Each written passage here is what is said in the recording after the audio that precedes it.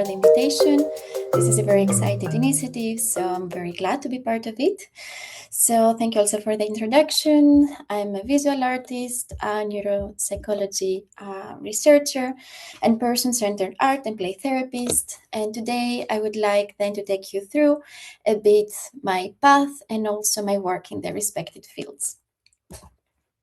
So very often we see these graphs, right, when there is different fields intersecting each other, and then somehow in the middle there is this sweet spot that things are meant to come together as one thing.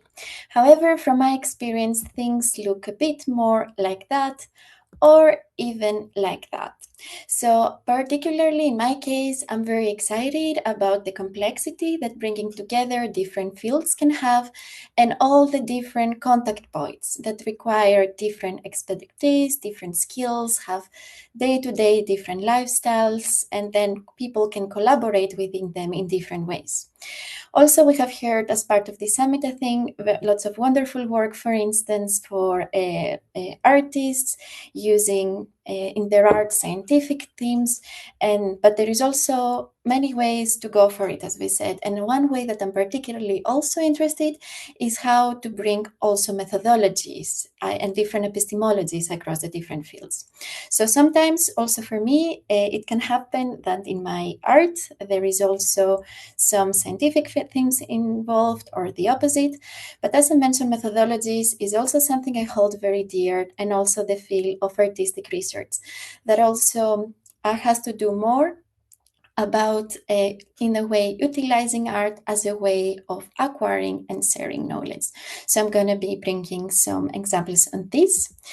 Also, cross-disciplinary collaborations are very at the core of what I do. I've worked with scientists as an artist and with artists as a scientist, and I've also give advising to pairs or individuals that want to bridge the different fields. And I've also been involved in different art, science, and research initiatives, both as a participant and organizer, and I'm going to take you a bit into that as well. But first things first, I have been asked also to share a bit more about how things actually came to be. So in my case, the art and science dilemma was there even before I'm an adult, but it started in the end with science. So I did a bachelor's initially in molecular biology and genetics. And even though I was really enjoying this field, and I still do, during that time, I realized that psychology is something that I want to explore much more. That led me then to do a master's in cognitive neuroscience that was bringing indeed the psychology and biology together. And also I realized then at that time as well that then the field of social and affective neuroscience is more the direction that I want to follow. So then for this reason, I did my PhD focusing on individual differences in empathy and how they influence prosocial behavior. And I also had some studies that were examining the impact that hierarchical situations and authoritarian dynamics can have on these processes. And apart from behavioral, I was also using different neuroimaging methodologies.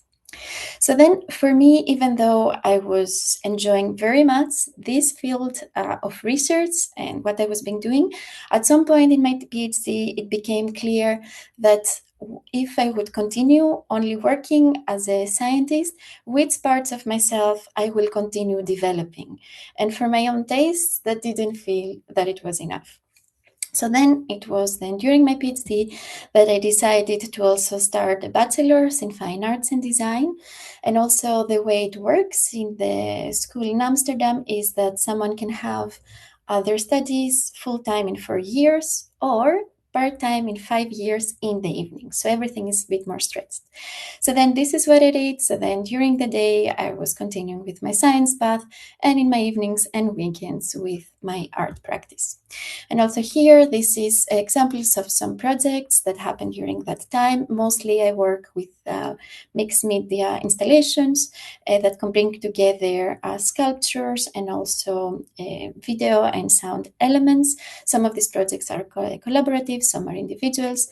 And also in this art school, there is also lots of emphasis in conceptual art. But in a bit, I will also take you through some of my projects that bring in a way together the different fields I'm involved. Now, during that time, something also happened. It was me also realizing that I also want to approach psychology in more experiential ways, apart from the academic ones. And I started training as an art therapist and play therapist. And so I still give workshops. I work with groups, also individual sessions. I've also been invited by scientific conferences to give workshops in topics such as creativity, for instance. And sometimes I give workshops as part of the parallel program of art exhibitions that I'm part of. Also, another consequence of this decision was for me to also get more interested in qualitative research and phenomenological, epistemological frameworks.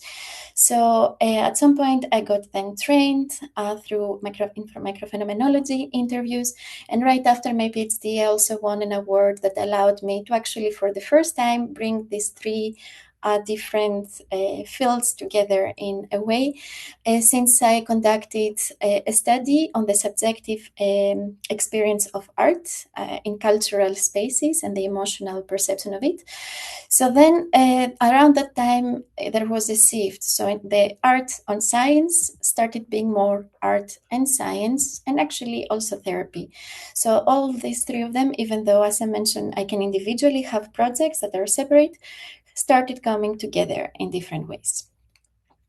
So then, having realized that there's something that I can do, I also, for my subsequent postdoc in Ghent in Belgium, conducted a study that was focusing on the impact that an illusion, visual. Okay, so there is these objects that when you look them from different sides, you have this illusion of perspective. And I was testing in a study whether that could also have an impact of prosocial behaviors. That was more the topic that was working on my PhD. And apart then from that, I moved on then with testing the effect of social on social cognition of culture by joining another postdoc right after in Vrije Universiteit in Amsterdam, where I'm now. That is part of the EU Horizon Project Meta Museum that really brings together different professionals across Europe, involving museums, professionals from heritage, digital humanities, and many more. And I still also, while working in this team, I use EEG, physiological and behavioral measures to test together with others the impact on well-being, resilience, and emotion that art can have on us. So as I also then promise you, I'm going to also go through some art projects of mine very briefly, and I picked some projects that in a one way or another are somewhere in between the different fields and not just individually in one. So one of them is the MOO project, which is in collaboration with Fanny Soriano, is part of a residency that is part of STUDIOTOPIA, a program that is called STUDIOTOPIA, and the current theme is around symbiosine. And my main partner is the National Theatre Hexagon in France, in Grenoble. So the aim of this project, in a way, was also to explore whether through visual elements, participatory workshops, and performances, the audience could be engaged more with elements of nature. So in a way, I also utilized my past experience in empathy and prosociality, but in this case, apart from only having it on humans, it started being on non-humans, and as I mentioned, different natural elements.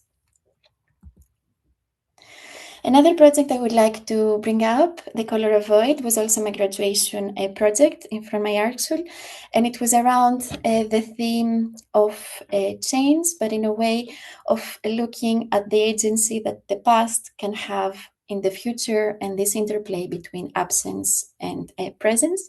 And it focused around an old house that is now a ruin.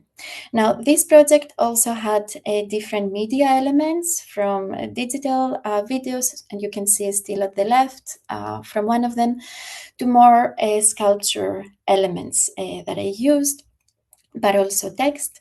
And then you can see some of them on the right, as well as some tailored glass bottles that I make for a perfume that I make together with a perfumer. And also that was a very exciting collaboration that has taught me a lot. For this project, I also worked with different performers, both for live performance of the project, but also different video works. And as I mentioned, the fact that this project had different media was something for me that was very exciting and an opportunity to dive more into the media theory kind of field that it more belongs to media studies or philosophy. And I also then brought back the microphenomenology interviews that I have been learned from my science practice and did different interviews to different people for the different elements of the project, and then compiled everything together in a novel format that was narrated in the first person. And that was also an artistic research way of exploring different ways of sharing knowledge and data in this case. A project that is more on the theme of chains is the space in between, that consists of these 5 machines that you see in the images that are custom made. And the way it works is that they slowly move over time and they release these origami paper leaves that I have made. So it's a project that focuses more on the theme that in order for the new to come, the old must be left behind. And in some iterations of the project, I also had added text on that. So it was also a way of exploring narratives in nonlinear ways. Now, another recent project, Lamenting Woods, was part of an art residency that I was invited to do in a former prison. So for a few months, I had in my possession as an art studio an old prison cell, and I could use it in any way I wanted to. So I decided to focus on the theme of inner freedom, and this project would parallel personal loss with ecological loss and grief. And I also, as part of the project, brought more in use my counseling skills as well. So I was also giving this one-to-one inner freedom session as part of my residency. And the way it worked is that people could book a slot of my time, and I could facilitate them to reflect in their own relationship with freedom in their lives. And that also became a way for me to explore this theme with others, but also give back and share the insights I was having. So during this residency, I also did put together this community art project. So this is once again the prison cell that I made as a white canvas, and I was inviting people to use it in any way they would like to. So the idea behind it was to promote more or reflections around creativity, because all of us, right, when we are young, we are very encouraged as kids to be creative, but we're given an A4 paper and a million of restrictions. So it was a playful invitation for people to do these small acts of disobedience and see how they can be creative while they do things in different ways that they maybe would not even think about. And as you can see, also people really went for it. And people, as I mentioned, could either freely use the room, or they could also follow an audio with a guided visualization in their home of their childhood, and then pick up a toy, come back and draw the toy. And some people also went for this option. And this is also a way of working that I've incorporated in different workshops with groups around creativity. I would like also to share about now a project that is maybe more linked with my work in empathy in a bit more thematically direct way. So You Through Me consists of 2 VR sets that when 2 people put them on in the same time, they see from the perspective of the other person as they would be them. And this is also a good example about a project of mine that a part of being exhibited in art festivals and art exhibitions. It was also showcased in different scientific conferences and scientific frameworks. And I'm currently also working on a new version when it will be a whole group experience. And I also work together with a performer to create also a tailored workshop around that. And finally, I've created I've added this older project because once again somehow brings together my interest in empathy. So Night Creatures was a project where I was making actually emotional furniture. So I was experimenting with the making restless chairs and anxious, tables, mostly from wood or from metal. And yes, it was an interplay around animism, we can say. And you can see also one of them in my living room, because also for me, it was the first time that I was actually making sculptures that were functional. And that was also quite special. So then concluding, I would like to share with you then two initiatives that I am an organizer of. One is NeuroNarratives, which is an art science residency that brings together artists and scientist pairs that work together for a year, and with an output being an original artwork on urgent societal research themes. And stay tuned, because also in autumn we also have our end symposium and exhibition in the VAR Future Lab in Amsterdam. And the other is the Art of Neuroscience platform, where we organize an annual art competition around neuroscientific themes, and also different symposia and events. And the call is still open, so please feel most welcome to submit your neuroscience-inspired artworks. So with that, I would like to thank you. Feel most welcome to get in touch for questions, remarks.